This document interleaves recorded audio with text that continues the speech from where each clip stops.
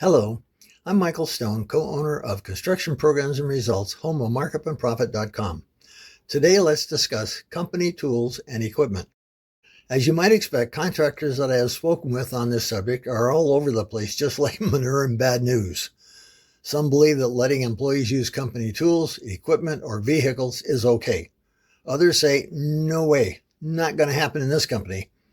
They expect employees to provide their own tools and drive their own vehicles. Let's look at both points of view. If you let your employees borrow company tools, equipment, or vehicles, they can use them to work on their own homes or to help other family members. They save the expense of renting or buying their own tools or equipment. They may need to haul something that won't fit in the family vehicle, so using the company vehicle is significant help. The positive way of looking at this is that your employee will be grateful and become more attached to your company. There are probably other benefits of this perk. There are also some downsides. One big one I've seen is the employee using your tools or equipment or company vehicle to do side jobs. No matter how you spin it, when your employee does that, they are in direct competition with you for the available work in your area. If you do lend out tools and equipment, do you have a written agreement that anything lost or broken will be replaced immediately with new tools or equipment?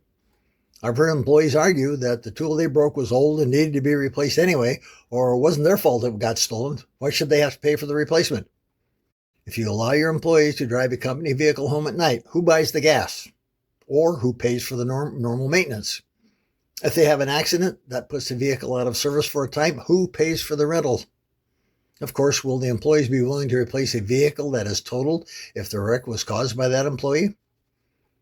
Now that we're talking about insurance, who is liable if something bad happens with something that you own and you are letting an employee use for free? As you can see, letting an employee use company tools, equipment, or company vehicles outside of work time has strings attached. And if you thought through all of the what ifs and have worked out an equitable solution that your employees agree to, that's good. But that is also very rare. I won't advocate either way, but I hope you're thinking these things through and make sure you're not setting yourselves up for a big bang down the road. This is a wrap for this session. Visit our website at markupandprofit.com. That's markupandprofit.com.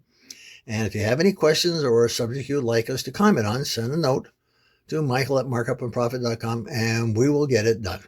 Thank you.